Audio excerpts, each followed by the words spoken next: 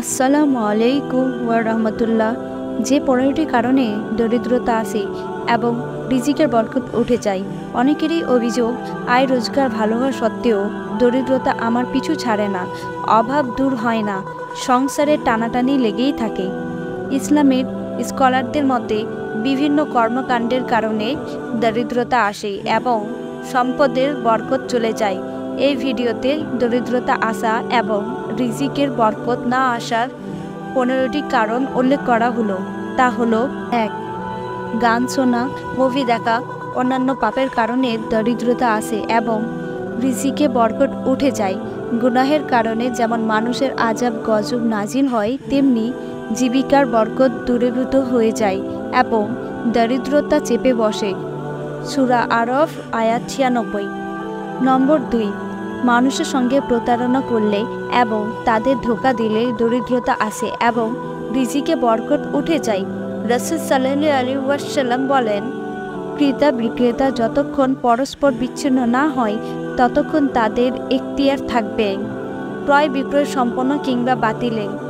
যদি তারা সত্য বলে এবং অন্যের অবস্থা ব্যক্ত করে তাহলে তাদের ক্রয় বিক্রয়ে বরকত হবে, আর যদি মিথ্যা বলে এবং অন্যের দোষ গোপন করেন তাহলে তাদের ক্রয় বিক্রয়ের বরকত মুছে ফেলা হয়। সহিহ বুখারী, হাদিস নাম্বার 2079।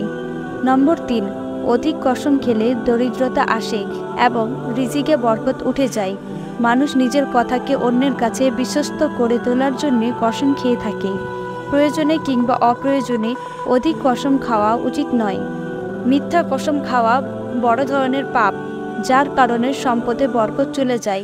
রাসূল সাল্লাল্লাহু আলাইহি ওয়াসাল্লাম বলেন, তোমরা ক্রয় বিক্রয়ে অধিক কসম করা থেকে সাবধান থেকো, কেননা নিশ্চয়ই মিথ্যা কসমে বিক্রি বেশি হয় কিন্তু পরে বরকত ধ্বংস করে। সহিহ মুসলিম, হাদিস নাম্বার 2793। নম্বর 4, সুদের আদান প্রদান করলে দরিদ্রতা আসে এবং রিজিকে বরকত উঠে যায়। সম্পদ বাড়ানোর জন্য মানুষ সুদ গ্রহণ করে, অথচ সুদের আদান প্রদানে জীবিকার বরকত দূর হয়ে যায়। আল্লাহ তাআলা বলেন, আল্লাহ তাআলা সুদকে নিষেধ করেন ও সদকায় প্রবৃদ্ধি দান করেন। সূরা বাকারা আয়াত 276। নম্বর 5, নিয়ামতের শুকরিয়া আদায় না করলে দরিদ্রতা আসে এবং রিজিকে বরকত উঠে যায়। আল্লাহ তাআলা বলেন, যদি তোমরা কৃতজ্ঞতা স্বীকার করো তাহলে আমি অবশ্যই তোমাদের বেশি বেশি করে দেব, আর যদি অকৃতজ্ঞ হও তাহলে মনে রাখো নিশ্চয়ই আমার শাস্তি অত্যন্ত কঠোর। সূরা ইব্রাহিম আয়াত 7। নম্বর 6, কৃপণতা করলে দরিদ্রতা আসে এবং রিজিকে বরকত উঠে যায়। নবী করিম সাল্লাল্লাহু আলাইহি ওয়াসাল্লাম বলেন, তোমরা কৃপণতার ব্যাপারে সাবধান হও, কেননা তোমাদের পূর্ববর্তীরা কৃপণতার কারণে ধ্বংস হয়ে গেছে। অর্থলোভ তাদের কৃপণতার নির্দেশ দিয়েছে, ফলে তারা কৃপণতা করেছে। তাদের আত্মীয়তা ছিন্ন করার নির্দেশ দিয়েছে, তখন তারা তাই করেছে, এবং প্ররোচিত হয়েছে, তখন তারা তাতে লিপ্ত হয়েছে। নম্বর 7, প্রাপ্ত রিজিক ও ভাগ্যের উপর সন্তুষ্ট না থাকলে দরিদ্রতা আসে এবং রিজিকে বরকত উঠে যায়। রাসূল সাল্লাল্লাহু আলাইহি ওয়াসাল্লাম বলেন, আল্লাহ তাআলা বান্দাকে প্রদত্ত জিনিসের মাধ্যমে পরীক্ষা করে থাকেন।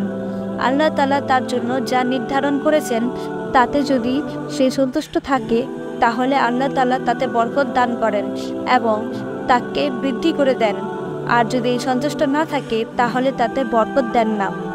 মুসনাদে আহমদ, হাদিস নম্বর 20279।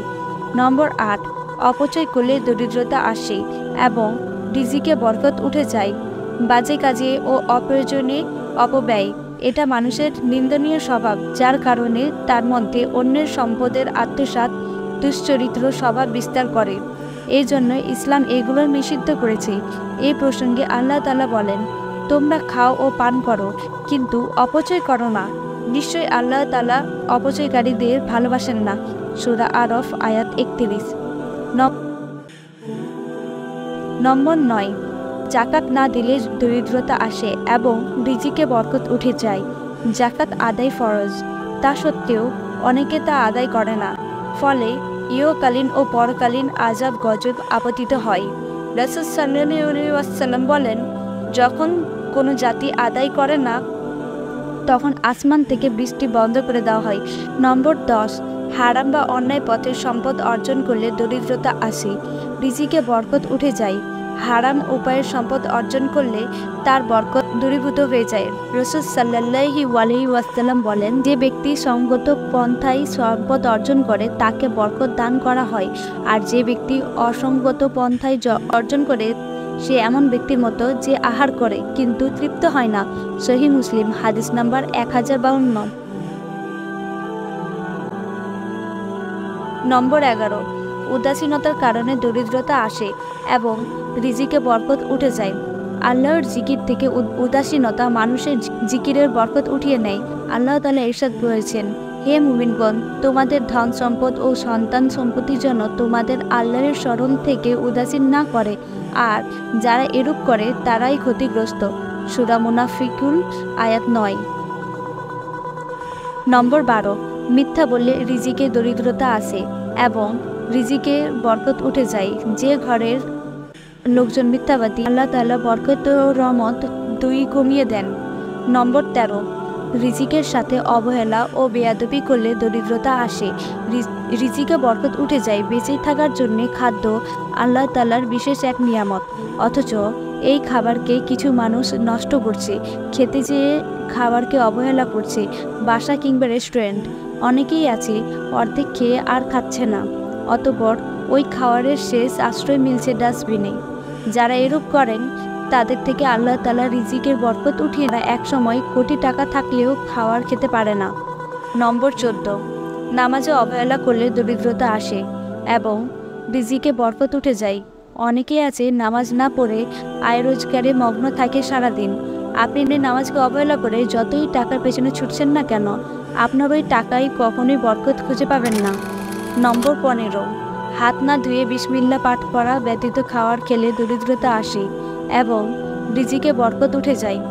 মহান আল্লাহ তাআলা আমাদের সবার রিজিকের মধ্যে বরকত দান করুন, আমিন।